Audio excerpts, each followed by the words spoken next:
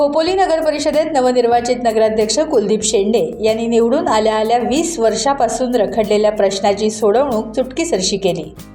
प्रभाग क्रमांक 6 आणि 7 मध्ये लवजी डीपी रोडवर मध्यभागी असलेला महावितरणचा पोल बाजूला करण्याची कामगिरी त्यांनी केली। महावितरणने देखील काम सुरू केलं आहे। विद्युत पोलाची अडचण लक्षात घेता महावितरण अधिकाऱ्यांना जागेवर बोलवून नगराध्यक्ष कुलदीप शेंडे यांनी मुख्य वर्दळीच्या ठिकाणी असलेला विद्युत पोल बाजूला करून रस्ता मोकळा करावा अशा सूचना दिल्या। अनेक वर्ष लवजी येथे राकेश मिरवणकर ग्रामस्थांसह वारंवार तक्रारी करत होते।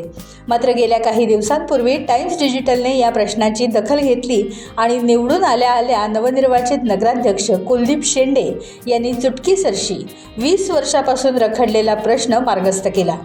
त्यामुळे परिसरातील जनतेतून आनंद व्यक्त केला जात आहे।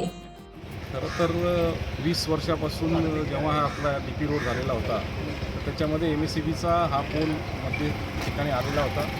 आमच्या सर्व श्रीरामनगर आणि उदय विहारच्या मध्ये सर्व ॲक्टिव्ह ग्रामस्थ आहेत सुद्धा आहे, त्याच्यावर भरपूर चर्चा झाली होती आणि चर्चा यासाठी झाली होती की बऱ्याच 3-4 वेळा चांगले मेजर ॲक्सिडेंट इथं झालेले होते, कारण की हा जो काही खांब आहे विजेचा तो मध्य ठिकाणीच होता। भरपूर प्रयत्न झाले होते, इलेक्शनचा काळ होता, त्यामध्ये काही निर्णय घेऊ शकत नव्हतो, परंतु इलेक्शन झाल्या मी सर्वांना आश्वस्त केलेलं होतं की आपण इलेक्शन झाल्यानंतर लगेच आपण काही दिवसांमध्ये हे काम पूर्ण करू। तर मी MSEBच्या राठोड साहेब आहेत त्यांना विनंती केली आणि MSEBला सुद्धा विनंती केली, त्यांचे कॉन्ट्रॅक्टर जंगम आहेत त्यांच्या माध्यमातून हा अत्यंत तातडीने त्यांनी पूर्णपणे बदलायची आश्वासन दिलेलं होतं आणि त्यांनी आज आम्ही तिथं उभे राहून कामसुद्धा सुरू झालेलं आहे। त्यामुळे मी सर्वांना जे आपले लवजी आणि देवीचे सर्व ग्रामस्थ आहेत त्यांना सांगू इच्छितो की काम आता 1-2 दिवसामध्ये किंवा 3 दिवसामध्ये पूर्ण होईल आणि हा पोल हटवला जाईल, समस्या पूर्ण होईल।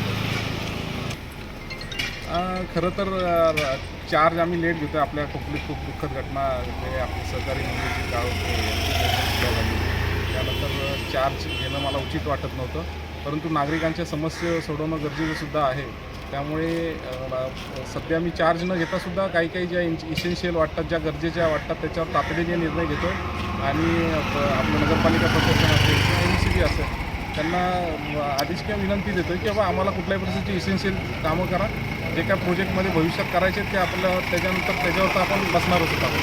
पण मी माझ्या 7 नंबर वॉर्ड असेल आणि 8 नंबर वॉर्डमध्ये असेल त्यांना सर्वांना आपल्या माध्यमातून आश्वस्त करतो की नगराध्यक्ष आपल्या जवळचा आहे। माझा हा 15 ते 20 वर्षाचा हा पूर्णपणे मतदारसंघ राहिलेला आहे, दोन्ही वॉर्ड राहिलेले आहेत। त्यामुळे जास्तीत जास्त जी काय पाण्याचा निचरा असेल किंवा बऱ्याचशा कंप्लेंटी ह्या प्रभागातून खूप वेळा येत राहिलेल्या आहेत। तर त्याचं आता 1-2 वर्षामध्ये, कारण की प्लॅनिंगमध्ये सर्व गोष्टी करायला लागणार आहेत, हातूर काम करून जमणार नाही आहे। एक प्लॅनिंगमध्ये एक चांगला स्ट्रॉंग ड्रेन करावा लागणार आहे। बऱ्याचशा गोष्टी गार्डन्सचे खूप प्लॉट तिथे उपलब्ध आहेत, मुलांना खेळायला गार्डन करायचे। आम्हाला योगायोगाने एक चांगलं स्टेडियमसुद्धा अवेलेबल आहे, मोठी मैदानाची जागा अवेलेबल झालेली आहे। तर एक चांगलं नॅशनल लेवलच्या टाईप स्टेडियम बांधण्याचा माझा मानस आहे। प्रयत्नांना आता परमेश्वर किती बळ देतो आहे ते बघूच, परंतु मी पूर्ण नागरिकांना आश्वासन देतो की आपल्या 7 आणि 8 नंबरचा असेल किंवा खोपोलीचाच पूर्ण जो काय आता आपला हे आहे खोपोली परिसर तो चांगलं नियोजनबद्ध आम्ही विकास करतो।